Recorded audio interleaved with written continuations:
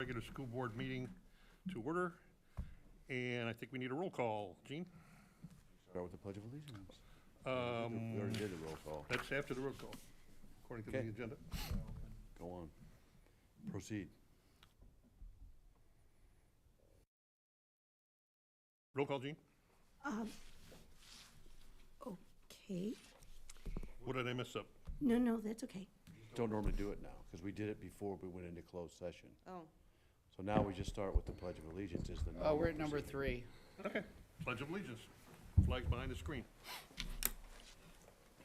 I pledge allegiance to the flag of the United States of America and to the republic for which it stands, one nation, under God, indivisible, with liberty and justice for all.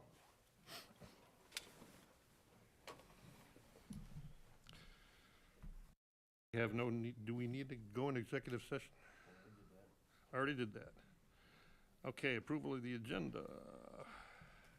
I move to approve the agenda. Roll call vote, please. Second. I didn't hear the second time, sorry. Anderson, Anderson? thank you. Motion by Carlson, second by Anderson. Mr. Demonte? Yes. Mrs. Squires? yes. Mrs. Pope? Yes. Mrs. Martinez? Yes. Mr. Anderson? Yes. Mr. Carlson? Yes.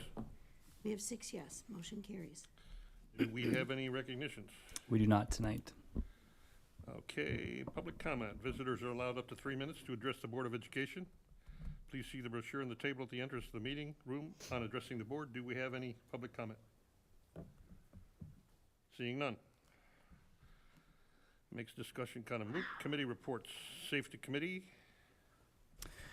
We don't have, the administration doesn't have anything to add to the committee reports, but we're happy to answer any questions if people have questions. Questions on the Safety Committee report? Nope, not for me. Committee of the Whole.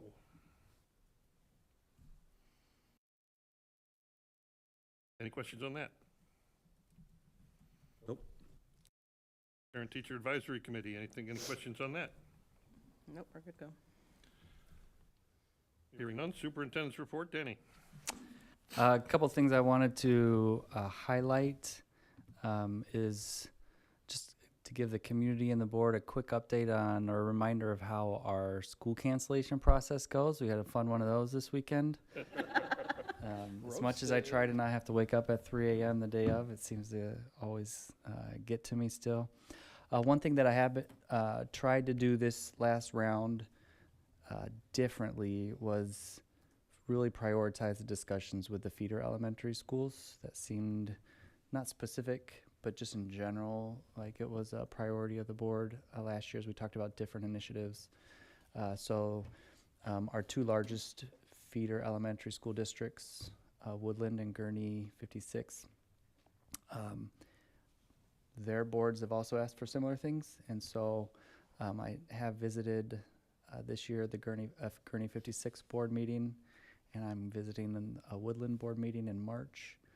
The 3 of us are meeting on a monthly basis in the mornings, one morning a month, just to catch up and talk about different initiatives that we have. Some of it's curriculum, some of it's community needs. We did spend a good chunk of time over the summer when we first started doing this, talking about emergency closings and trying to better coordinate that so that the majority of our families in the community are having the same type of experience. Woodland doesn't have a late start in their repertoire, but just the idea of, are we asking families to send their students to school? Are we asking them to learn at home? Or are we asking them to just take a snow day? It makes sense that it's going to be easier for families, big picture, if we're doing some similar things. So generally what happens is because there are always some superintendents that want to start talking about it earlier, a couple days before some type of weather emergency or event. Superintendents will start, in the county, will start talking with each other about the fact that it's possible, and that conversation just quickens and heightens the closer we get. And around 3 or 4 in the morning, then we're looking at the latest weather advisories. I think the great thing about our late start approach that we've taken the last couple of years is it lets us make some calls a little bit later in the day. People know the day before that they at least don't have to get out of bed really early and scrape off their cars or heat up their cars. So instead of sending phone calls out at like 5:30 in the morning, we could at least wait another half hour without concern that people were starting to get ready for school when we made that call to go to e-learning. Let's see. The other thing that I thought would be might be of interest to the school board is there was a lot of conversation this last year around homeless families and housing with the PADS project that was in front of the village, and so that has connected me in a more consistent way to PADS. I met this last week with Alan, the director of PADS, and the regional office's homeless liaisons for Lake County. And I didn't know this, but there is some legal statute in the state that allows school districts to use transportation dollars that they would spend to transport homeless students back and forth to supplement or help with housing costs for families.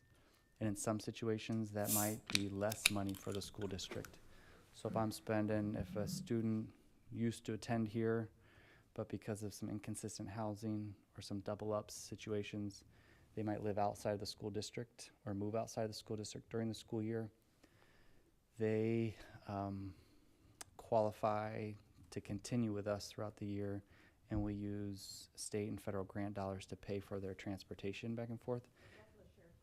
It is a shared cost, so we'll share that. Shared cost between the home district The and two the new districts, district. yeah.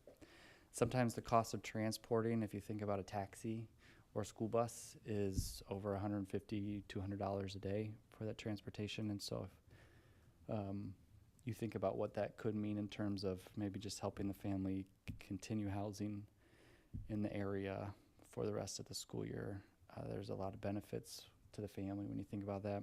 That was a really new and great connection, that having some of these different groups of people come meet with me here to talk about homelessness in the county, that I was happy to help coordinate.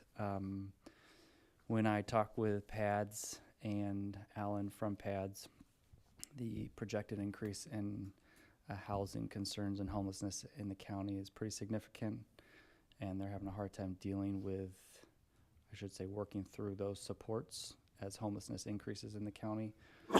And schools are really a good opportunity, according to Alan, schools are a really good opportunity to try to slow the trickle, because we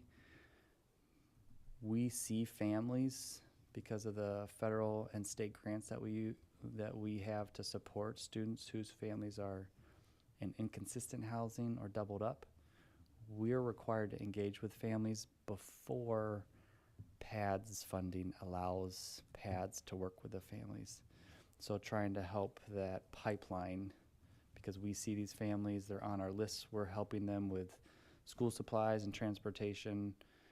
PADS funding doesn't allow them to work with families until they actually become homeless, is one way that I think school districts in the county can maybe start to help that problem. So that was a great opportunity, and something interesting and new that doesn't always come our way.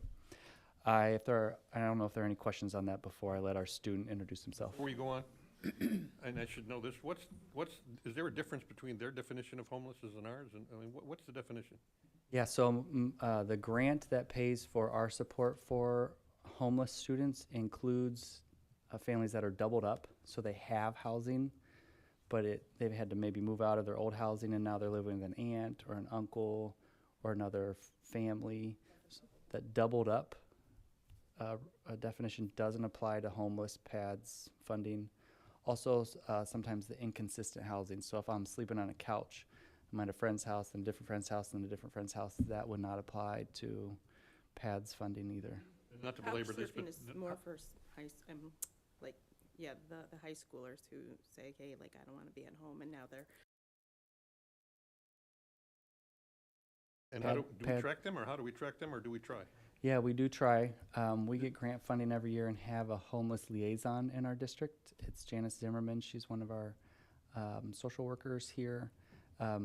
She is tasked, part of her job as the homeless liaison, in addition to her caseload of students that she works with, she's tasked with outreach to families, meeting with families who qualify.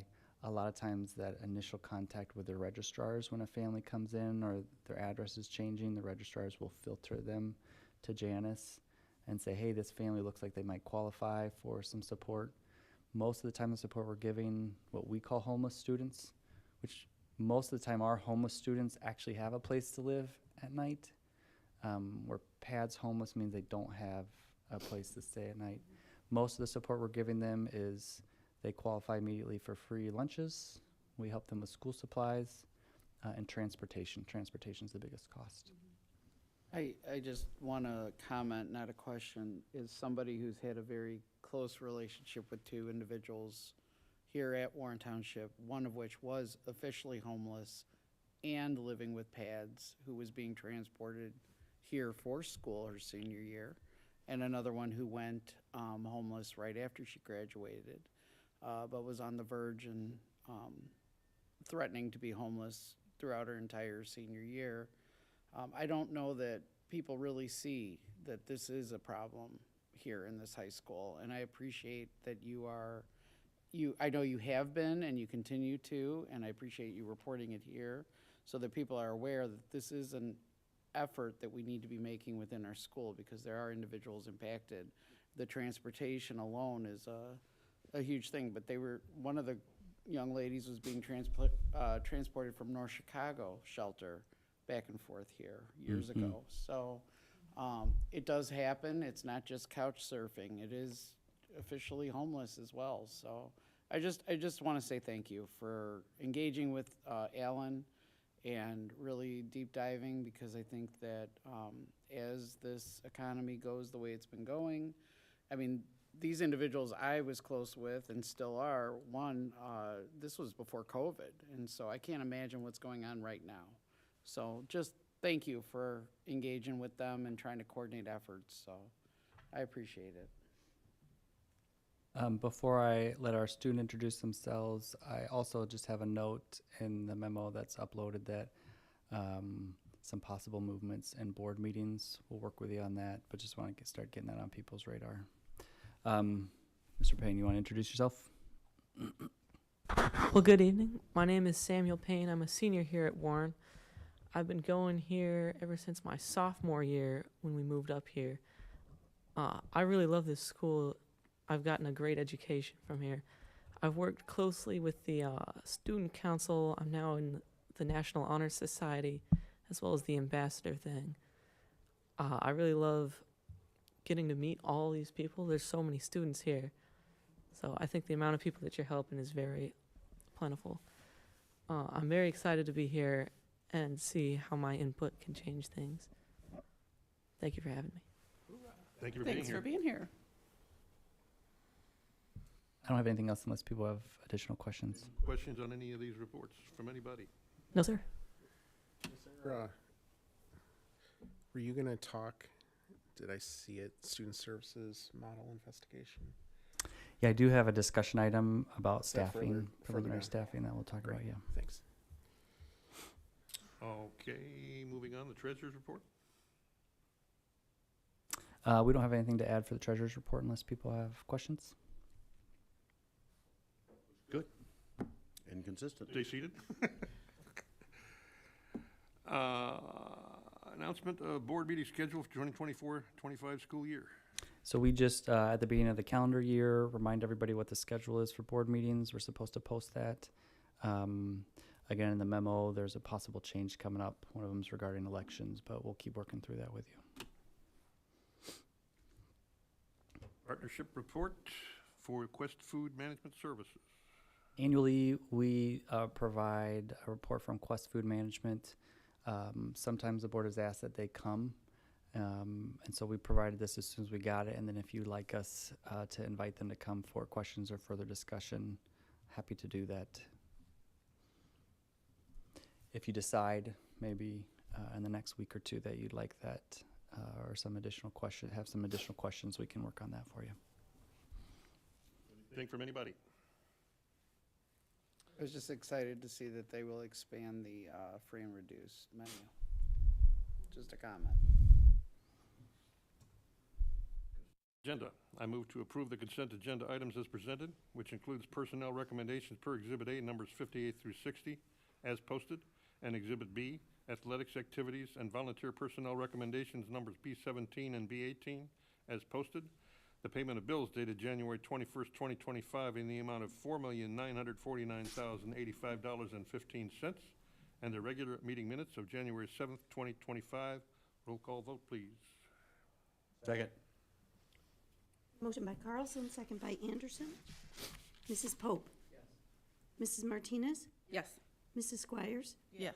Mr. Demonte? Yes. Mr. Anderson? Yes. Mr. Carlson? Yes. 6 yes, motion carries. Thank you. Discussion items. First reading of district board policies.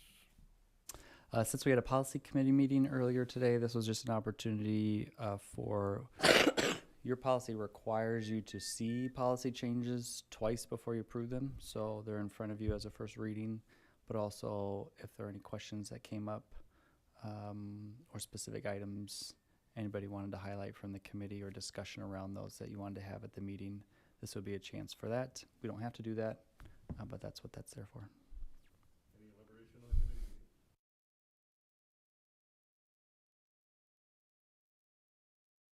committee meeting? 2025-2026 school board meeting schedule. Okay, so I don't think we've got this for public view because we don't want to confuse the public. But so what the public knows is happening is the board has kind of a tentative, maybe draft one, schedule for school board meetings next year that we're going to talk about before we ask them to approve it, probably at the next meeting. What you'll notice, school board members, is that once we get out of the summer months, the committee of the wholes are going to formally just be every other month. Hopefully that allows us predictable opportunities for those committee of the wholes. It seems like that format has been something the board has appreciated, but I'd love some conversation around that right now. Having the three committees, the Finance, Policy, and Safety Committee, meet immediately before the board meetings a few times during the year seems to have worked a little bit better this year. But I'd love some conversation around that. Generally, when you're looking at your meeting schedule, what I'd recommend you're considering is how do you want to function? And if there are different ways that you want to function or talk about functioning, this is the time to start that conversation to make sure we design the day around the days that we meet around that. So just a time for open conversation around what's working, what's not working, things to consider for next year. Love the committee meetings before the regular board meetings. That's really helpful. I guess I would ask you, is there any way you would like us to function better, that you can get information from us? Or, I mean, I think the committee of the wholes have been helpful for you in general. I think you've expressed that. Is there anything we could do differently or better that would continue along that line, or? Yeah, I think what I think has been hard to thread still is, so Samuel, so you know, they, every month the board meets to go through general business. That's what today is like a business meeting. There's some discussion, but then there's also some voting that happens on specific items. Every other month they have a second meeting that they call Committee of the Whole, and we try to keep that meeting to be primarily discussion, so they can talk about big picture items.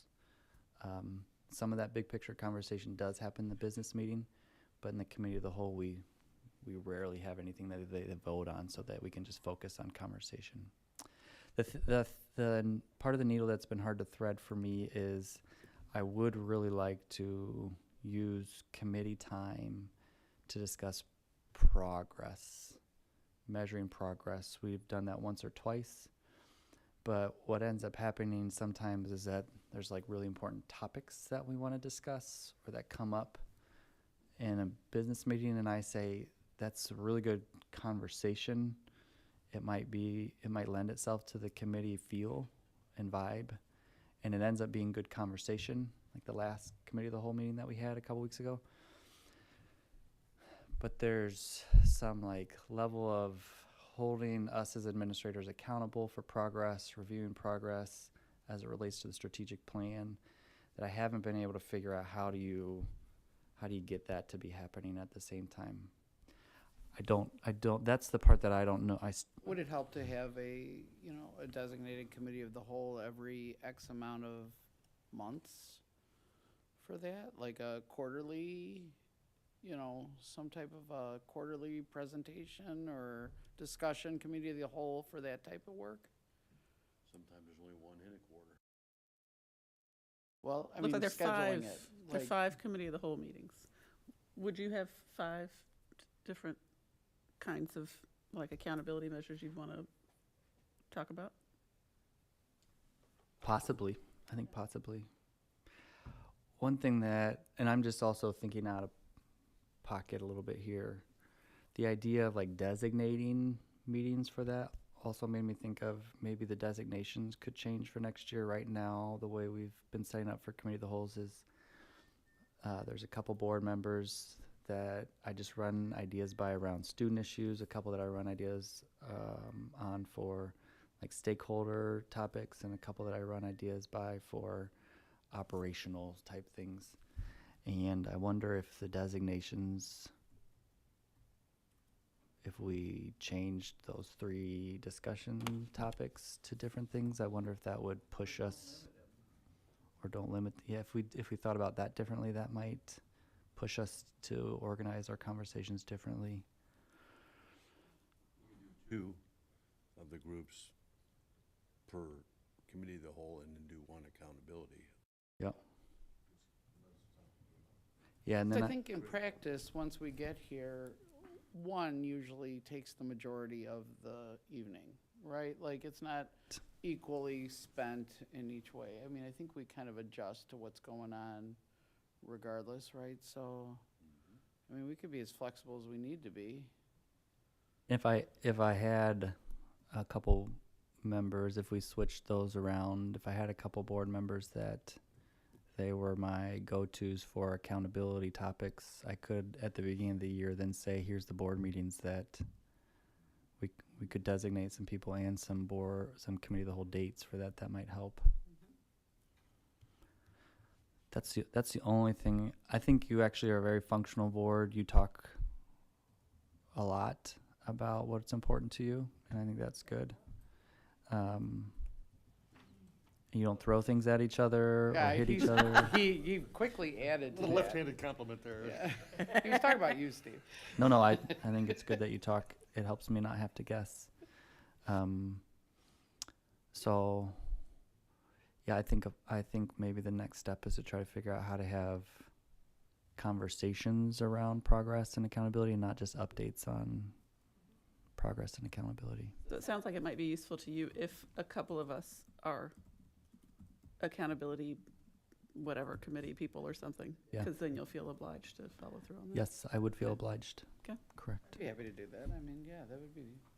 I mean, I was thinking, like, if we needed to schedule 1 more meeting quarterly, like, we could do it all in one and save the regular committee of the wholes for what we've been doing, or we could add it too. Either way, like, I'm open to anything that's needed. I don't know, you were kind of thinking of squeezing it in, I think, which is fine too.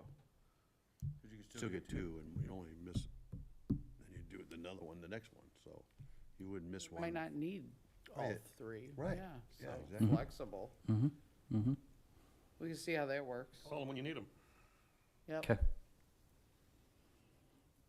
I can work on that if there's nothing else specifically or that you want to direct in terms of meetings. That's easy for me to work on, and I can come back with,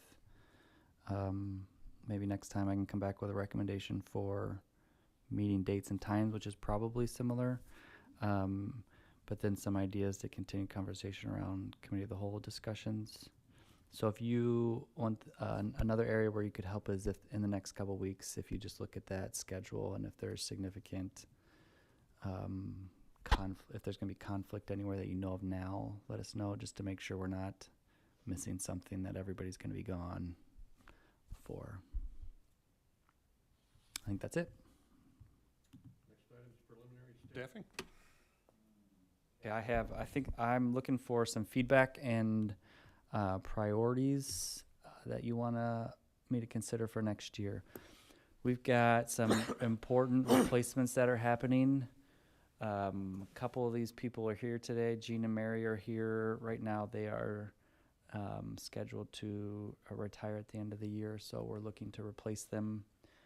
We have a receptionist here at Almond that we are looking to replace, which is a significant position. And then we have an associate principal at O'Plain. There are many other people retiring, but these are just some that are interfacing with the public on a regular basis.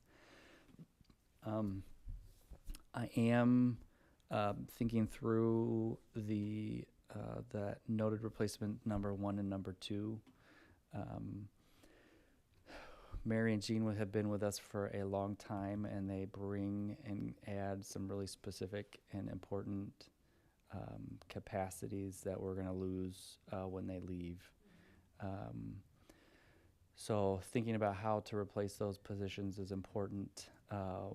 One of the things I'm considering, when we brought in, for example, Mary, she had past experience in areas where we didn't have experience. She was coming from the regional office, had a lot of experience with certifications. So I'm trying to think through what are the specific capacities that we need right now in a human resources manager type position. And so I'd be curious if there are any priorities that the school board would have around that from their perspectives. And then in terms of that first one with Jean, I do think there's probably some opportunity for some overlap where the executive assistant position traditionally has operated next to that human resources manager, but there might be some opportunity for some overlap moving forward where that position might be able to take on some of the day-to-day functions that Mary has been doing in the past. Let's see, we are in the process of hiring for the O'Plain associate principal. Michelle Bertol is leading that process, and she's got a team of staff members. There's probably like 12 or 13 on the team. They did interviews on Thursday and Friday last week. I believe they have interviews continued to be scheduled, but we're in the process of finding that replacement. So probably more looking for feedback on the number 1 and number 2, if there are any core capacities. You guys work with Jean on a regular basis, and any ideas around human resources priorities for the school district. We can go to that second column then in a minute. Great thoughts.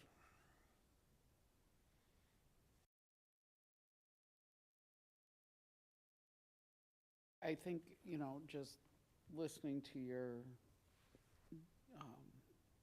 comments about your days and the way you spend them, I think as far as human resources manager, somebody that can probably take some of the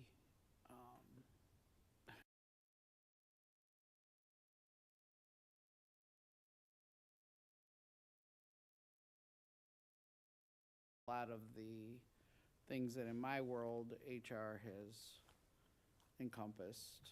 I think bringing somebody in that has that type of experience and can take that type of role on where you're not functioning as a human resource individual as well. So that would be really helpful. Great.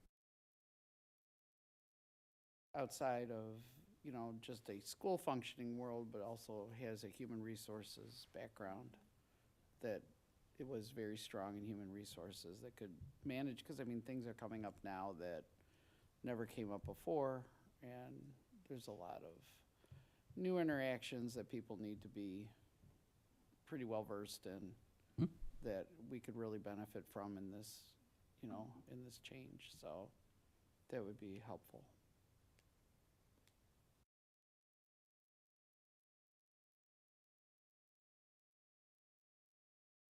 Yeah, I think one of the things I've been considering is What's the difference? a lot of times school districts will hire an HR administrator that was originally in the classroom, has a degree in teaching, that moved into administration, and then along that path decided that their next opportunity for growth was like an assistant superintendent of HR, for example. One of the things I am trying to think through is we do have a lot of capacity with our assistant superintendents now. Is it better for us to bring in someone that maybe has a business degree or an HR specific degree, because they're going to be surrounded by people that are schools people?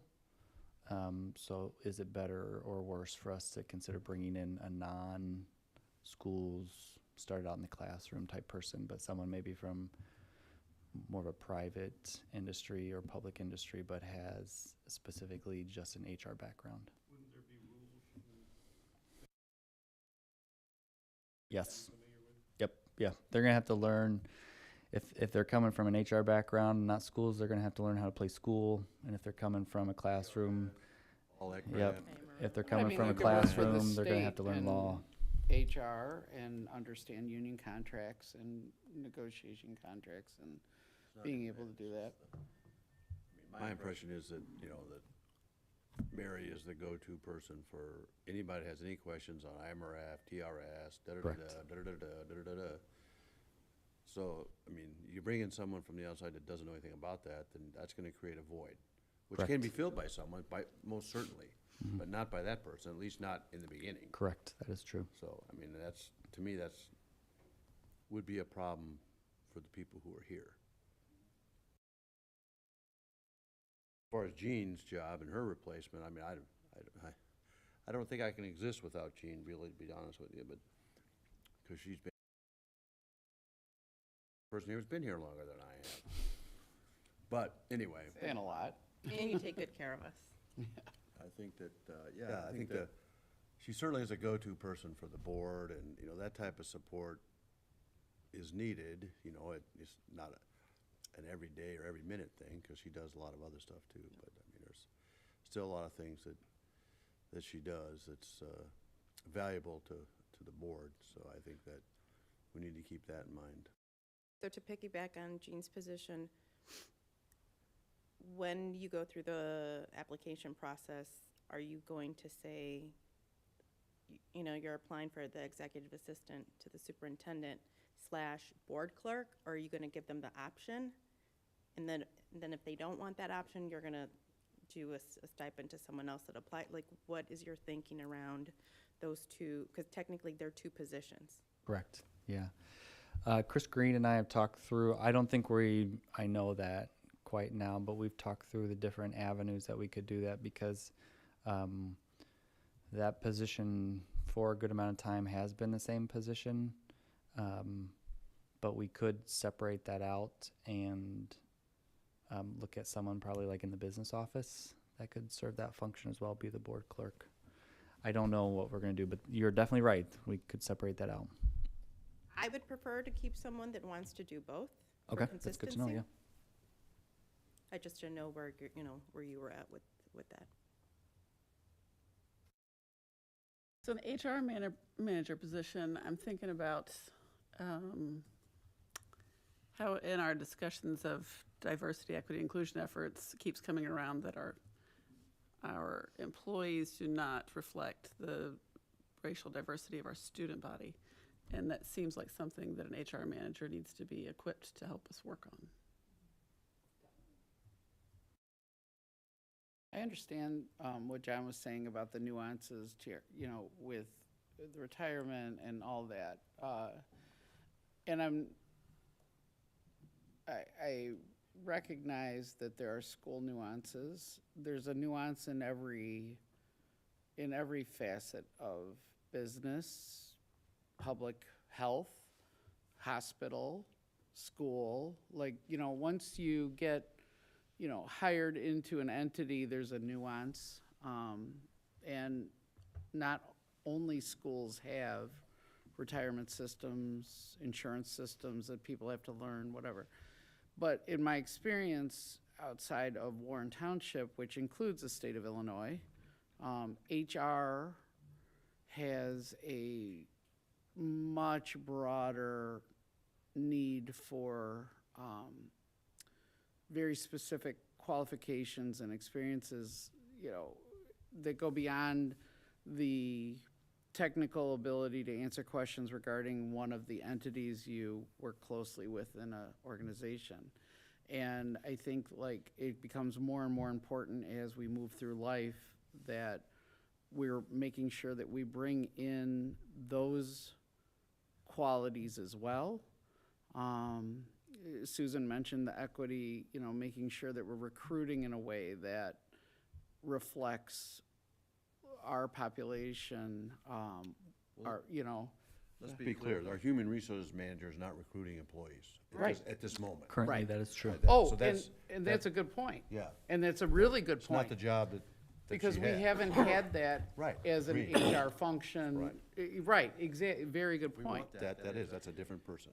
And that's why I'm talking about this. You know, EEOC, making sure you're EEOC compliant and making sure you're, not that we aren't, but I'm just saying like, there's such a, I mean, I learned so much from HR managers that I worked for with amongst, that opened my eyes to things that I never would consider. And so I just, you know, making sure that those bases are covered in this position, as well as being able to answer questions and things like that. I think it's an opportunity for us to make sure that we're batting on all levels of that position, you know, now that, like you said, like, we haven't expected or, I don't know, needed or Wasn't the whatever. job description. It wasn't part of it, but I think this is an opportunity to bring that component in, and I think it's seriously important to make sure that we're doing things that we want to make sure we have all of our systems in a way,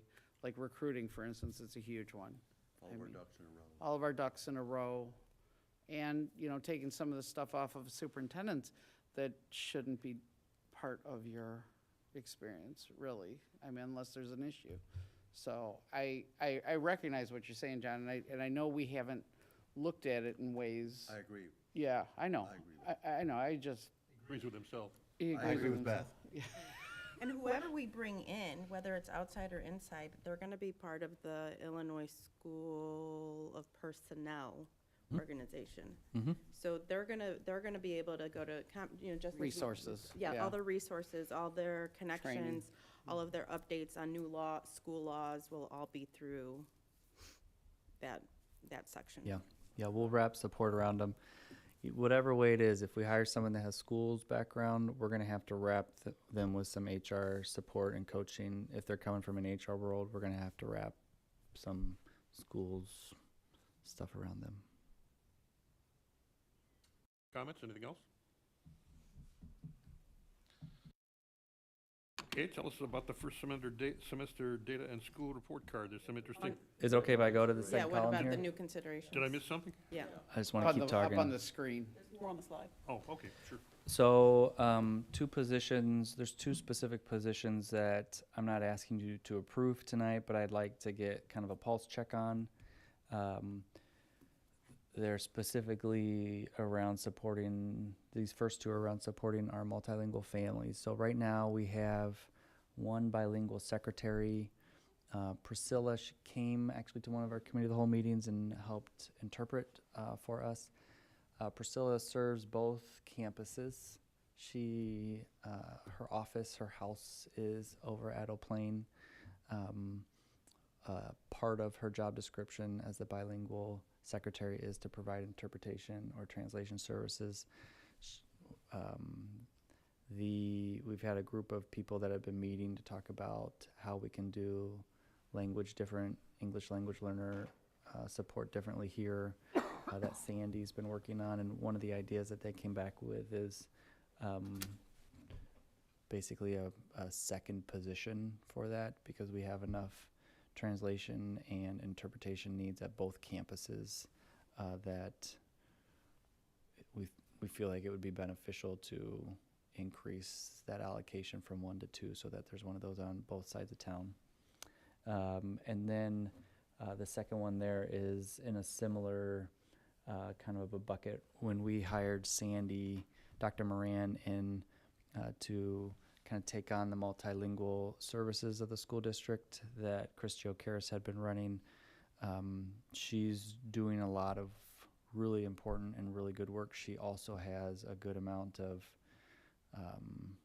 what I would call clerical work, Day-to-day. day-to-day, data entry, some grant management, scheduling students for testing, scheduling students for assessments, that probably Dr. Moran could be used more effectively if we had a assistant for her.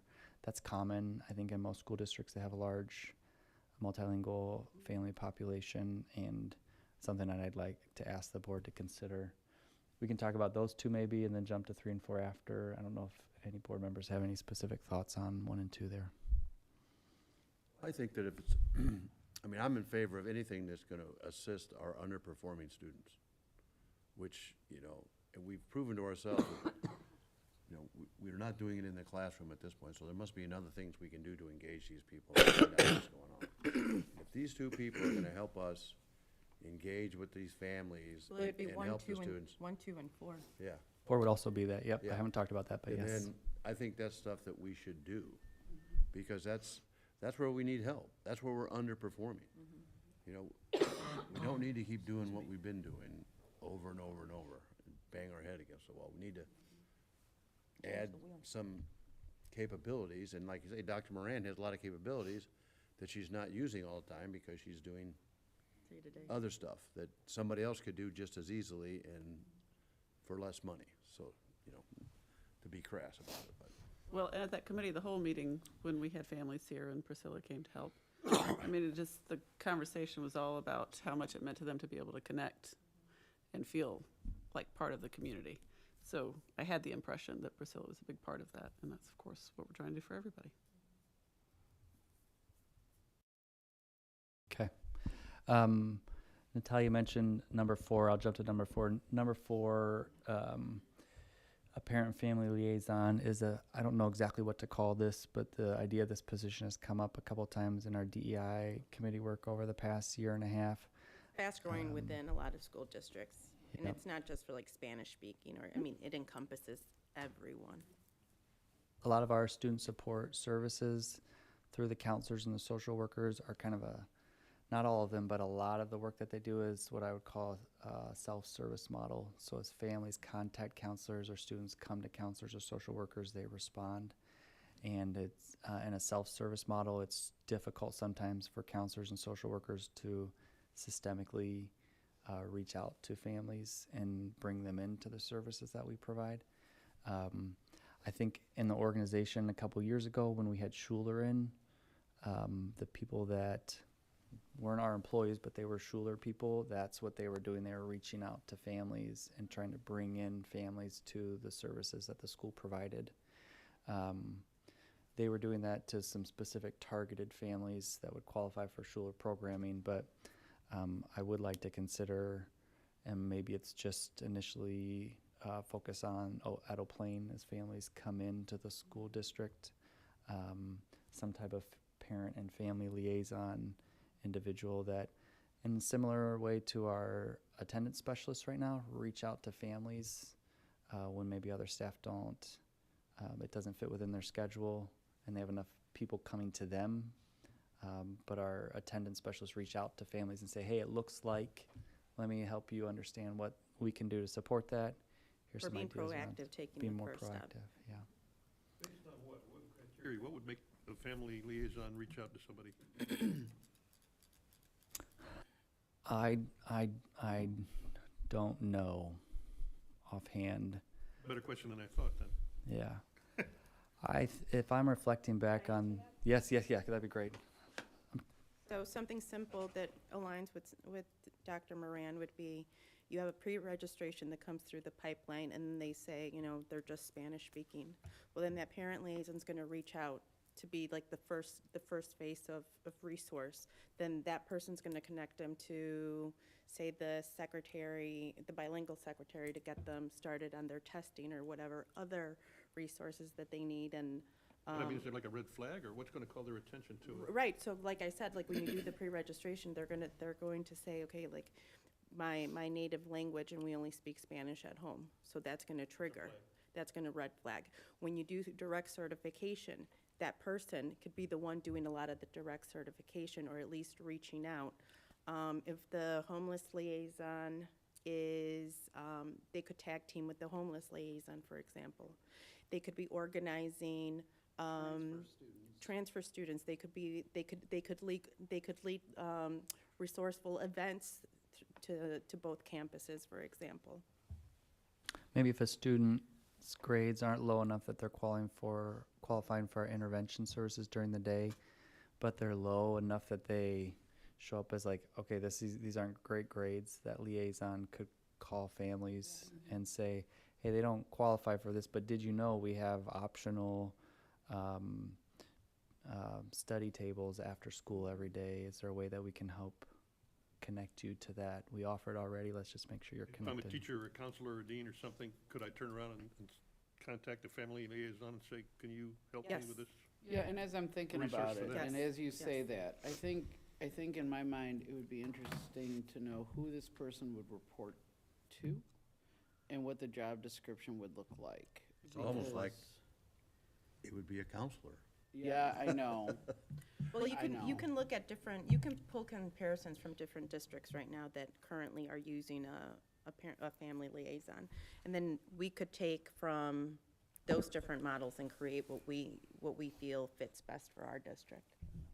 Because I think of kids that are freshmen coming into the building that are transferring from out of state or out of the area. That might be a very good start with, hey, kind of rounding with them, getting them acquainted, trying to get them acclimated to services if they need them, whatever they need, what's going on. First point of contact. First point of contact, Who kind does of that like sort a of thing now? concierge almost. Which goes back to the, what did you call it, the 211 model you wanted to do? Basically, somebody who knows all the resources. Yeah. Yeah. I think our counselors and our social workers try really hard to do this. So when we have freshmen coming in or new students coming in, regardless of the grade, the counselors do sit down and meet with them. They sit down in our new welcome center. They get to know a parent or a family member that's bringing them in. They talk about courses. So there is some level of that's happening. But there is, and when students and families are really struggling, we have some resources for them. But sometimes the students that are in the middle or in the bubble, or maybe the family's just having a hard time figuring out how to reach out. They might not know how to reach out. Having someone that can help pull them in and get them in front of the counselor or the social worker or the dean, just to understand how some of our systems work. And probably in many cases, that person's stepping away eventually, just like our attendance specialist. If they can get the kid in, then they can step away, and the counselor and the social worker and the dean, that team picks up. But sometimes families do, it seems, have it's a hurdle sometimes for families to make that initial contact and understanding Well, and what part of that, I systems, think, is you got two buildings. Once you get associated with one system, then you go to another, group of names, group of systems, and it's a lot to manage every 2 years, so. So I do think that parent and family liaison position, probably the conversation around that, is connected to number 3, the student services model investigation. So I just wanted to have a more public conversation around this project that the board has asked me to look into as part of my goals. So as a board, you've given me some priorities when we're talking about my goals around rethinking or reimagining or at least investigating how we use student services compared to some other 2-campus models. Priorities that you've given me are to consider different experience for students and families, create opportunities for consistent relationships between as students move from one campus to another and families, easing that transition, and then trying to figure out how to better focus our system on a 4-year outlook.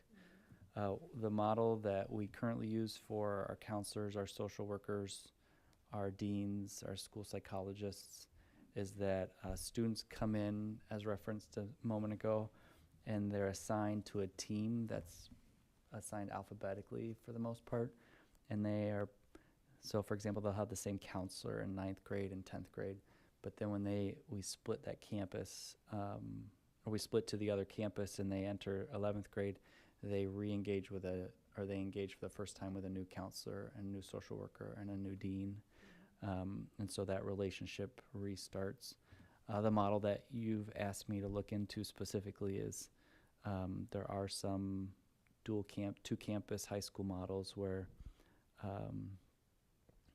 that team, that dean, social worker, counselor, and sometimes school psychologist are assigned to a graduating class, and they move with that group of students, which means they are moving campuses every couple years. So if we're doing any type of addition to staff in the student services, not knowing, I bring up the family liaison position, not knowing exactly where it would fit. Some of that, probably that conversation should happen after we do some of this investigation. I do have visits scheduled to, I think it's Lyons Township High School and Lake Park, who have a 2-campus high school model and do this looping staffing to look at that model some more, and then I can report back to you on how that went and what I saw and any recommendations that I have from that. So let's see. Yeah, for staffing, I think that's part of the conversation. I know that you've written that into my goals, and if you have any comments or thoughts you want to share about that, that'd be great. I do, if now's the appropriate time. Yeah. For anyone, I know we don't have a huge audience here, other than people we employ. So I guess this is for the benefit of maybe Sam here, or anyone that's watching live, as well as for the recording, if anyone wanted to look back and hear some of this backstory and rationale as to why we've asked Dr. Danny to look into this.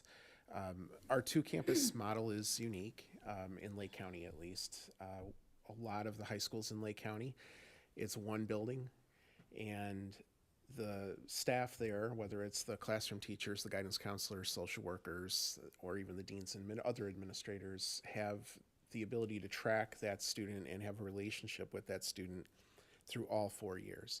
They see them at the freshman year, they get to see them walk across the stage at their senior year. There's a vested interest in making sure that and those students succeed because they have a relationship with them. Our model of having 2 relatively large buildings is unique. And if we're not going to take these 2 relatively large buildings and turn them into 4-year schools, which I wouldn't recommend, we need to do something to support the structure that we have in place. And that's where this was born out of. So I want to also connect it back to, there were a couple comments about, I heard reaching out to families through a parent liaison.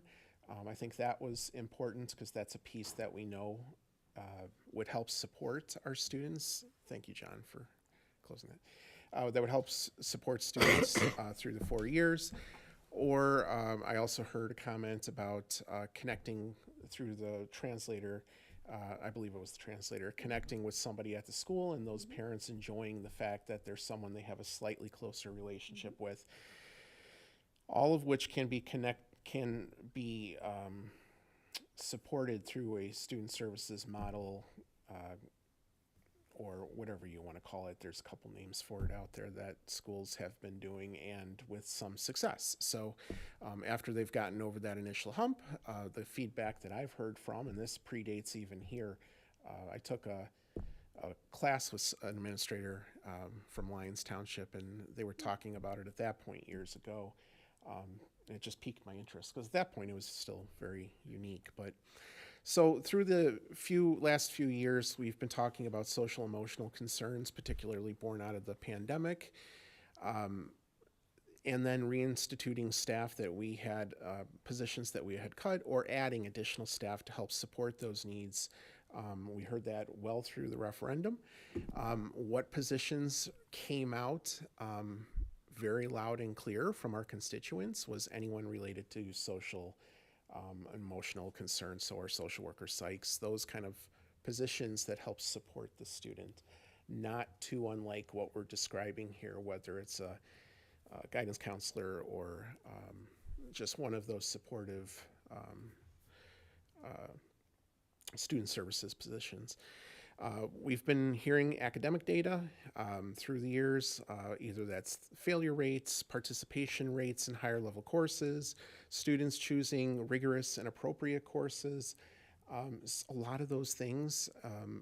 And I think John is the one that said it, like when we hear things over and over and over, I've been on this board for 6 years now, and we keep getting presented the same data year after year, sometimes month after month.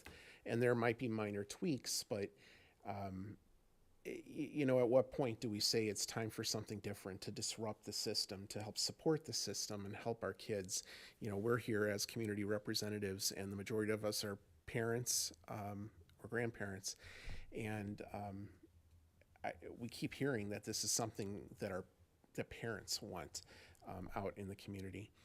We keep talking about attendance concerns and a little more, and I know we have an attendance liaison now, but again, that was done to have somebody to help support. Maybe if a student services model was in place, there might be a little more conversation, connection to get at the root cause of some of those attendance issues. Maybe not someone on a daily basis that would track down why weren't you here that day, but a relationship, somebody keeping track of someone can help bring kids to school, can help ask the right questions, can help stay on someone's radar as opposed to getting lost on that. There would probably still be additional attendance work, but I think this kind of model could help with that. We've talked about guidance counselors and not aligning them by alpha slice, but in some way that allows for connections. That, I think, happened 2-3 years ago. Again, going back to connections. We had a committee of the whole meeting over there where we had some parents present where looping was mentioned, and those parents provided feedback, some at the time and actually some afterward, which wouldn't have been known by anybody here, that said they really liked that idea of the looping or somebody, a consistent point of contact through the 4 years. The couple of parents that we had here responded positively to those comments. We have panorama data that shows that there are areas to attend to, whether that's through supportive relationships, a sense of belonging, engagement. Those are all things that can help be supported by this particular model. And I think that's, since there are some schools, some systems out there with a very similar two-school model with success that maybe anecdotally we know, or we had some formal conversations we know, and maybe others aren't aware because they haven't had the benefit of those same conversations to hear that. But keeping an open mind to doing something different, disrupting, change. You know, our students, and we do have a good school and we have great teachers, but what has changed through the years is our student body, our student needs. And there's always room for improvement. I don't think it's ever okay to say even three out of 4, let's say, 75% favorable, like in Panorama, which might be good, but that means 1 out of 4 may not have a connection or could trust an adult in our schools, and we got to work on that. 100% of the kids deserve it, and 100% of the families deserve it. They pay this system through their taxes, their hard-earned money, for us to provide not just the best academic programs, but also the most supportive environments so they can succeed academically. So all this to be said, as a board, and feel free to jump in, but I'm trying to do this, I think, on behalf of all of us. We have all expressed, thank you, we have all expressed a desire to see relationships, connections, and this is one way to do that. And what we've asked in Dr. Danny's goals is to investigate that, which may ultimately lead to a variation of this, exactly what this is, or hey, this is off target and we need to do something else. As a board, I think we're very open to other ideas that are out there with the same objectives, because I don't think we can dismiss what our community and what other parents in our community are requesting. and what they're seeing. We have a great system over at Eau Plaine. We have a great system here at Almond, but because of the nature, there is different staff, and we try and we do a really good job, I think, of providing meetings or opportunities for parents to come over when I come over, and I know some of the rest of us do for, I forget what the right term is, but whatever the open house curriculum night name is. There's always a unfortunate poor showing of parents here, and sometimes it's not always all the parents we want to see here to hear the message. So we got to do something different. It's time to do something different. We have 7 people aligned in the fact that we want to see more. Great things happening, always room for improvement. And that's what this charge is. I'm pointing over to the screen is it's just a very clear direction. And I think Dr. Danny, we hope, appreciates a clear direction where we're not a split board on this one, where we want to see something that could potentially impact a variety of areas that we keep hearing concerns about. I think it's neglectful and unacceptable if we continue down this path of just hearing reports every month where there's a new issue, data's slightly changed, data hasn't changed, without how many more months is acceptable before we need to say, let's do something different. So I know that was a lot of talking. Thank you for indulging, but it does capture the comments I've heard from my fellow board members in regards to this topic, and then how it got to Dr. Danny's goals. And we appreciate you, Danny, for investigating this and being open to it, and our staff for being open to this and maybe taking a visit and making a decision for yourself as the continued discussions happen. So that's what I have to say on this topic, and thank you for that. Thank you. It isn't Sure. often in a public meeting that I could say I agree with absolutely everything you said, but I agree with absolutely everything you said. Good, and if you don't, feel free to speak up, it's okay. And I think we probably have other comments.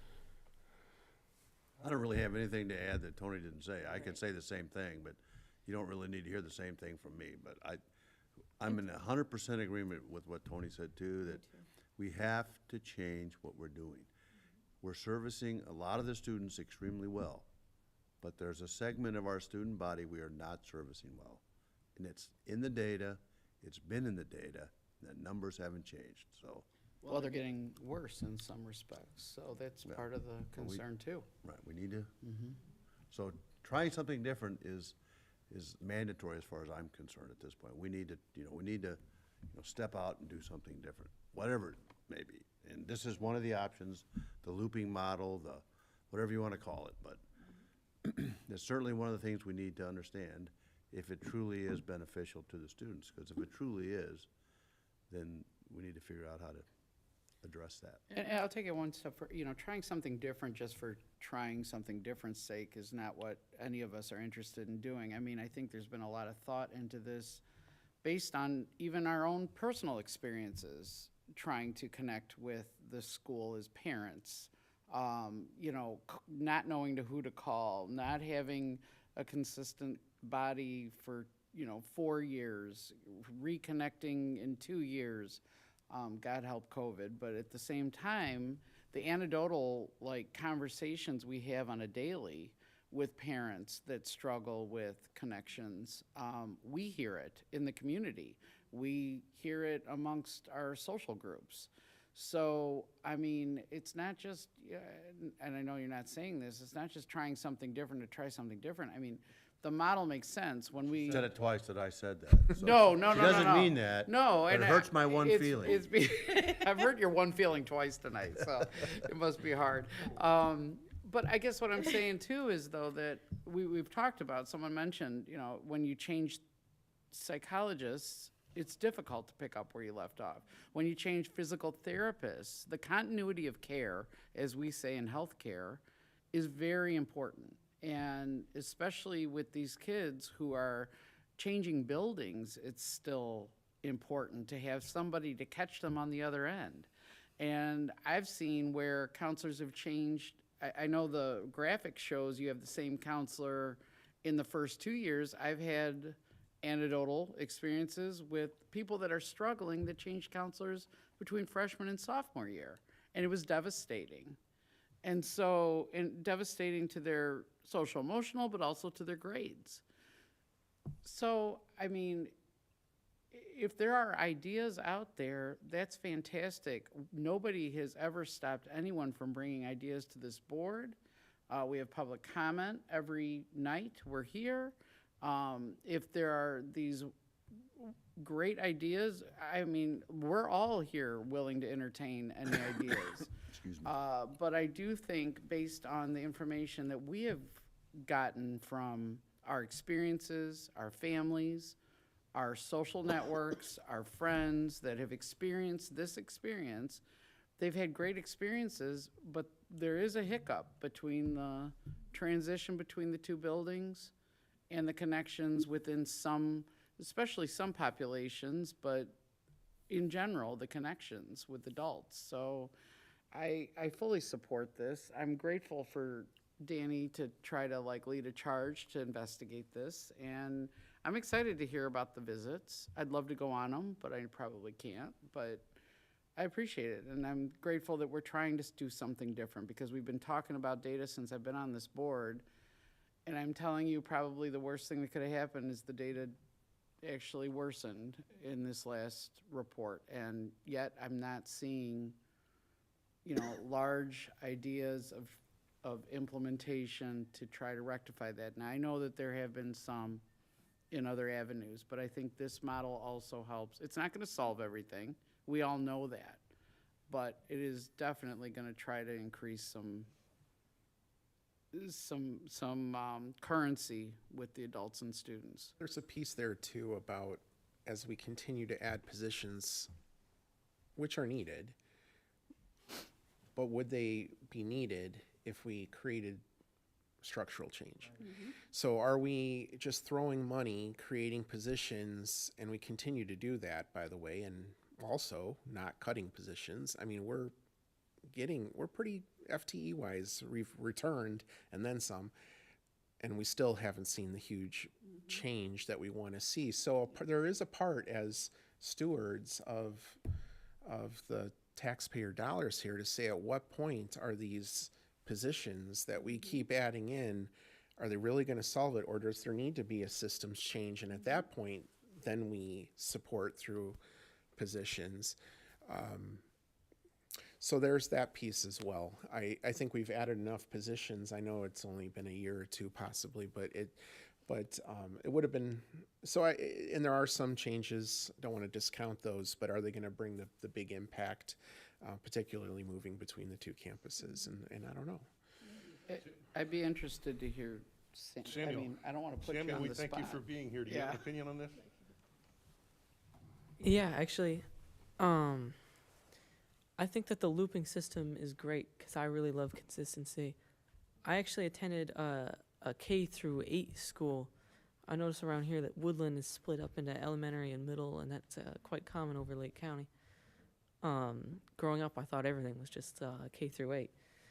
But walking around the halls, like as a kindergartner, I would see the 8th graders and be like, wow, they're so tall. And they were like the pinnacle of morality to me because they were so mature. Glad you met him. Yeah. And I became them, and I was like, man, we just some kids. Yeah. I think having consistent role models or, people in your life as you age, especially in these very formative years of high school, going through this has been pretty tough for me. As I told you, I moved up here in my sophomore year, and that was like peak COVID. I couldn't get out of the house. I was half homeschooled even, and I didn't know any of the area yet. So I was just going to school, and there was just freshmen and sophomores. I actually won an award for morality. It was the Warren Way Award.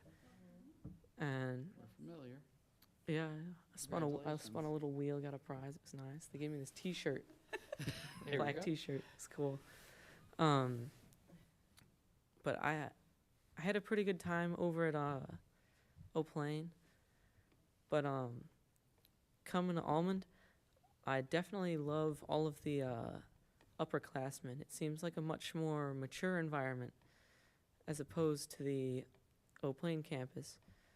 But what I really think we should do is the two-campus thing, I really like the one-campus system. You know, everything's all together in one place. I've been running back and forth across the campuses for a long time because we have a lot of programs here that I would come to. But actually, I was just in a meeting earlier this morning with some friends of mine about the Wave Club. Right now, we hold it here in this place. So no underclassmen can attend it because of the time desync. I think you would be able to solve a lot of the problems by going to 2 one-campus systems. I know that must be a logistical nightmare, splitting You have everything no up. idea. Right. So in The lieu logistics of are that- easy. in It's the lieu of people. That, yeah. What this system is proposing, or we're discussing, investigating, is taking the counselors Yeah. and the individuals that kind of manage your classroom experiences and moving them along, so they're with you freshman, sophomore year, but then they move along junior, senior year. So your person would be the same person you contact. I'm totally behind that. Okay. During my sophomore year, I don't think I talked to any administrative personnel. But during my junior year, and especially this last month, I've been getting to talk to my counselor a whole lot. Miss Sagala, I hold her in the highest regard. She's helped me with a lot of things. Transferring classes, what I need to graduate. I mean, she's a gem. But I think cycling people is a great idea. You know, keeping students together, and the school psychologists, I feel like, are a great system. I was working with the ambassadors last year. We were doing this mental health thing. That's the biggest problem, I think, other than the drugs that they brought up. And the psychologists, I've noticed very few people use them. So I think cycling the psychologists especially would be a great idea, along with raising awareness of that. I'm curious, why do you think you didn't talk to any administrative personnel your sophomore year? Do you know? You said it was the height of COVID, right? Right. So was that some of it, you think? You were Yeah, here? I think I just You were really- here on campus, I though, right? was here on campus a few times. Oh, okay. I saw some bands play, I think. Okay, it but was- you were it's been so home long, mostly? my memory's been. Yeah, yeah. Okay, I got you now. During my sophomore year, I was half homeschooled, so I went for math, science, and history. I think it was. No, it was arts. That's it. I took a photography class. It was really good. But I guess I just didn't really see the need to talk to anybody. Back then, I was. We're brand new from out of very young. town, and Yeah, yeah. I just I didn't seek help with anything. Thanks. Thank you. thank you. I will be really interested after some of the student services staff have a chance to make a campus visit or something, because, you know, when we first talked about looping, I thought it sounded interesting, but I don't work in education. I didn't know what it was. And then Tony and I talked to someone at Township, I think, and just hearing them talk about it and being able to ask some questions. And I mean, it was super helpful to me to get a picture of how it works. And we asked, you know, what are the drawbacks, where are the bumps, you know, that kind of stuff. And it was a useful conversation. So I'll be interested to hear what the outcome is after there's some campus visits. Comments? I'll make one, because I asked Paul to make it in Paul's absence. I want to make it very clear to anybody that's watching this tape that you're responding to a direct request from this board to investigate this topic. This is not your idea. This is what we want you to do. So anybody, any doubt about that, let's put that to rest. Appreciate that. Other questions or comments? Appreciate you doing it. Thank you. The last item for discussion was just coming back to when we went over the school report card. There are some questions around just some of the disparities, specifically with our freshmen on track data. So I tried to provide for the board some contextual data around where our elementary school districts are at in terms of their data. I also provided failure reports from first semester here, which shows the breakdown by ethnicity, but it also shows how our failure rates compared to last year, because we have new intervention course options for teachers and teams of teachers. Let's see, and then I also provided what I'd call an intervention reach, some intervention reach data, which just shows which students are being placed in those intervention courses to make sure that, I assume that we're all on the same page in terms of the intervention courses are supposed to help the most struggling students. And so if we have a disproportionate number of students of one or multiple ethnicities that are struggling more than they should, then probably the reach of those intervention courses we should make sure that the courses are reaching the students that need it the most.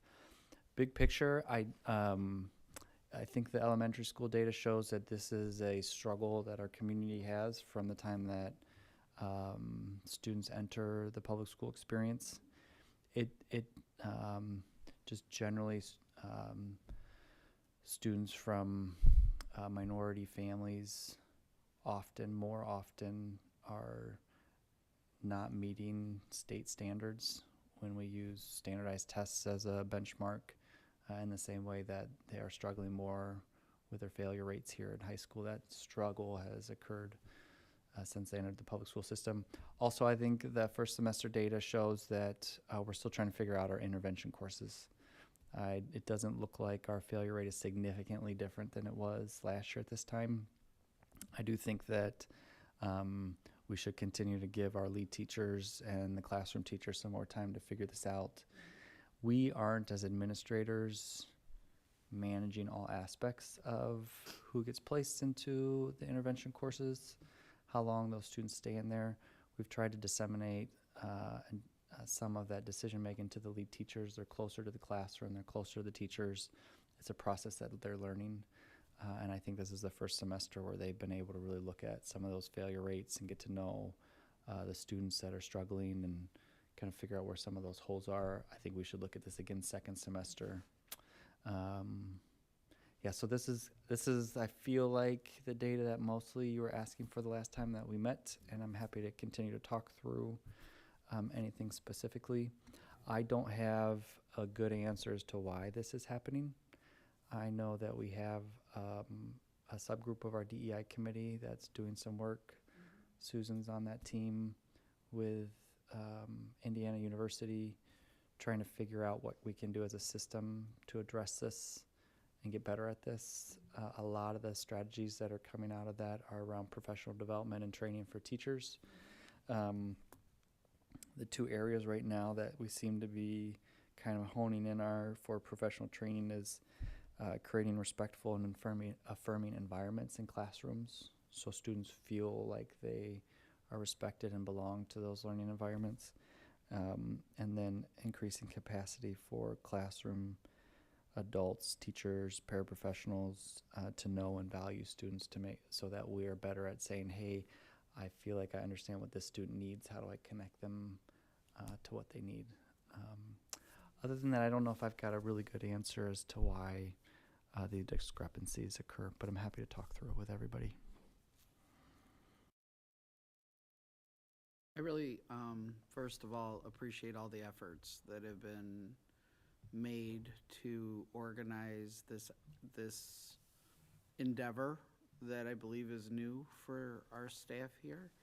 I think it's so important what is happening with this, and I'm so encouraged that people are really starting to dig down and take a look and ownership over this particular, subset of individuals. Looking at some of the intervention reach data, and then looking at freshmen on track data and by race, I notice, you know, we're heavy in some categories, we're lighter in others, we're the same as, you know, Caucasians with black students being, you know, in intervention, service, with intervention services, and I think if I remember, is this the conversation we were having where some of it was optional for the students? They could opt into the interventions? Yeah, so there's kind of been a couple phases of that. Pre-referendum, we had intervention courses that were kind of drop-in. Students could self-select into it. This round is, I would say, a step up from that, where we are assigning students to that. However, we do have, I believe, students that are opting out. They'll contact the school and they'll say, I don't want my child to attend this for various reasons, and then we go to the next student on the list for assigning someone to that class. So it is still set, there is still some level of like optionalness to it. We keeping track of people that opt out, who they are? Yep. I think we Don't should. know. I mean, Yeah. that could be part of the story.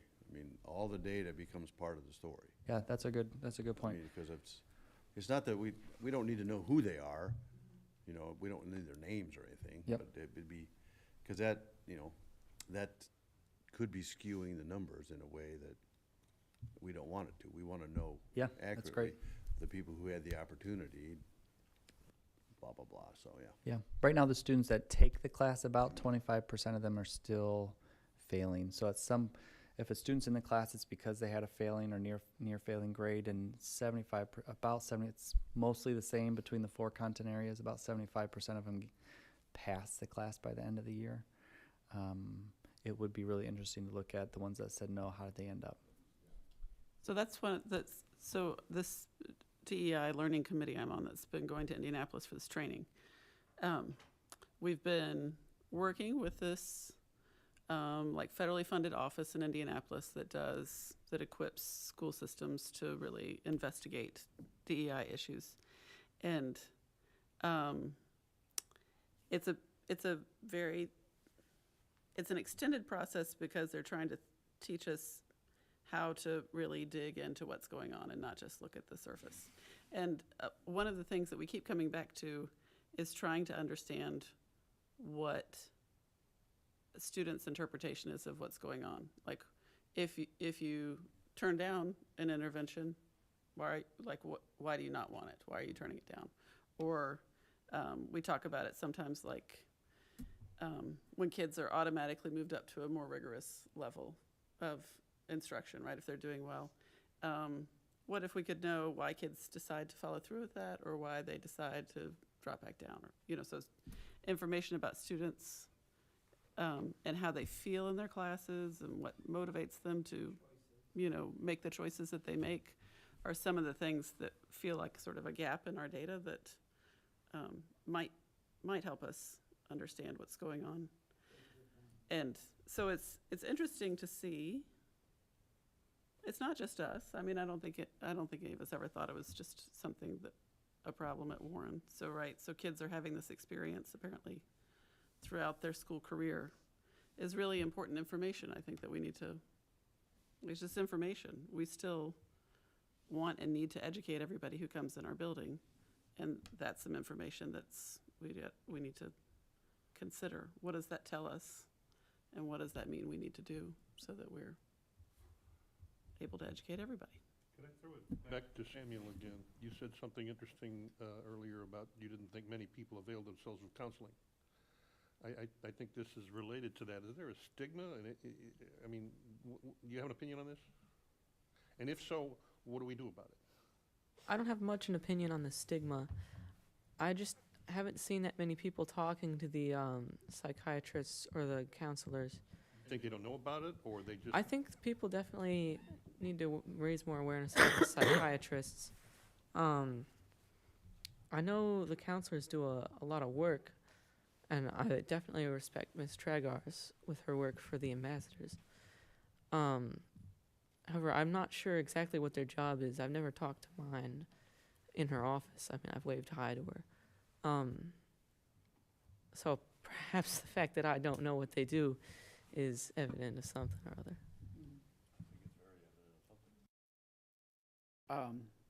You asked, is there a stigma? From personal experience, there's absolutely a stigma, and there's a resistance to be put into the, I'm gonna quote, the dummy classes. And so, yeah, and Or special ed. yeah, we're not even talking about special ed. I know, but you know, that's part of the same right? problem. Correct, They won't correct. go You're- into maybe they're flunking because they won't go into special ed because they don't want that stigma.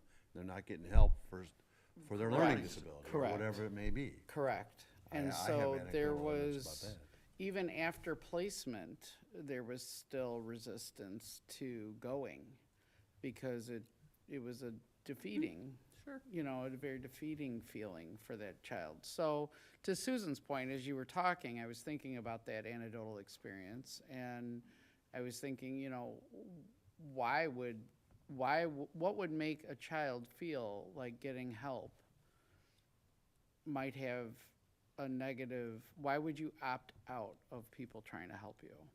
And I think that's a great question to ask. It isn't just children.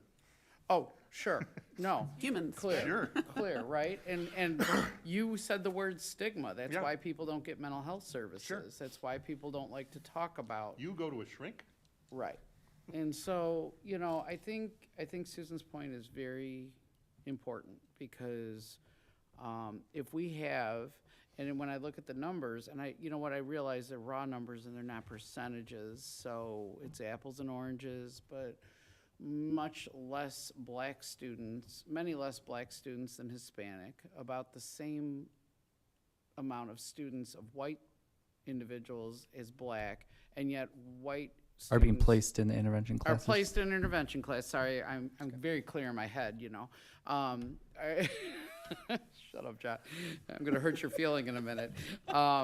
And so I'm looking at that thinking, are we making it available cognitively to everybody, or welcoming, or socially, emotionally to everybody? Like, I'm not saying we're doing something wrong, but I think we really do need to ask that question. Why would someone opt out? I think of it more like a puzzle piece that we haven't found yet. Agree. I don't think it's that we're, It's interesting. yeah, it's just something we haven't figured out. can I ask a loaded question in relation to diversity and that sort of thing? Do we have Hispanic psychologists? Do we have black? Is their ratio anywhere near the same ratio as our student population? Very hard to The- the- Do find. they have anybody to go to, is I guess what I'm saying, if they care to? Yeah, we do. The board did make a significant step for the district when we hired bilingual counselors. Structurally, we do have a bilingual counselor at each campus. That's probably the structural support that we have in terms of adults on that team that are available for kids. And are they findable? Are they there? Can we recruit? Difficult. Yeah, because So for I instance, remember with the health district, department, it was impossible to recruit people. And I if just I'm wondered- not mistaken, District 56 has been trying to recruit a bilingual psychologist for a long time, and they cannot, so, Easy to say, but difficult to do. very. Okay. Psychologists in general. Yeah, especially in a super specialized, yeah. Yeah. Other comments? Anything more, Danny? I think I'm really excited about I think the lead teachers have done a really great job trying to wrap their arms around this and better understand it. I think that's really good for us as an organization. I'm really excited about them reflecting on this data for the second semester, thinking through it. I appreciate Matt and Peter helping them and supporting the lead teachers through that process. So I think you should expect that we provide this data at least again at the end of every semester this year and probably next year, just so we can monitor it. So I- great, so I grateful. really appreciate these processes where we Yeah. try something new and we have some data and then everybody can reflect on the data and learn from it and move. I think that's super helpful, even if we get through some time of this and think that, well, this isn't quite right, we need to adjust it. Just this process is really helpful. Thank you. Moving on to action items. Before I make the motion, is there anything you'd care to tell us about FBLA? I actually don't have anything specific beyond what's provided in public content for any of the action items tonight. But if you have any questions as they come up, as you go through A through E, we're happy to address any questions. These are all annual items generally that you see regularly. Okay, let's do the housekeeping. I move to approve the Future Business Leaders of America trip to Anaheim, California from June 27th, 2025 to July 3rd, 2025. Second. Roll call, please. Motion by Carlson, second by Anderson. Mr. Demonte? Yes. Mrs. Squires? Yes. Mrs. Martinez? Mrs. Pope? Yes. Mr. Carlson? Yes. And Mr. Anderson? Yes. 6 yes, motion carries. All right, this is authorization to begin the budget. I move to approve the resolution for preparation of the budget for the 2025-2026 school year. Roll call, please. Motion by Carlson, second by Pope. Mrs. Martinez? Yes. Mr. Demonte? Yes. Mr. Anderson? Yes. Mrs. Squires? Yes. Mrs. Pope? Yes. Mr. Carlson? Yes. 6 yes, motion carries. It appears we have some student activity funds that we care to move. I move to close the inactive student activity accounts as presented. Second. Roll call, please. Motion by Carlson, second by Pope. Mrs. Squires? Yes. Mrs. Martinez? Yes. Mr. Anderson? Yes. Mr. Demonte? Yes. Mrs. Pope? Yes. Mr. Carlson? Yes. 6 yes, motion carries. Board scholarships, I move to approve the board distribute, and I have a blank in there. 4,000. $4,000 in Board of Education scholarships as presented. Second. Discussion? Roll call? Motion by Carlson, second by Pope. Mrs. Martinez? Yes. Mrs. Squires? Yes. Mr. Anderson? Yes. Mr. Demonte? Yes. Mrs. Pope? Yes. Mr. Carlson? Yes. 6 yes, motion carries. And I move to approve the resolution naming Assistant Superintendent of Business Services and Operations, CSBO, as local school board authorized representative for submission of financial reports in the Illinois Web Application System, IWAS. And I need a second. Second. Roll call, please. Motion by Carlson, second by Anderson. Mr. Demonte? Yes. Mrs. Squires? Yes. Mrs. Pope? Yes. Mrs. Martinez? Yes. Mr. Anderson? Yes. Mr. Carlson? Yes. 6 yes, motion carries. For the good of the order, I move to adjourn the meeting. Second. Roll call? Motion by Carlson, second by Anderson. Mrs. Pope? Yes. Mrs. Martinez? Yes.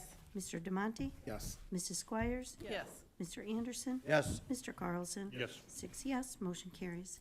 Meeting's adjourned. Thank you very much, everybody. Good job, Steve.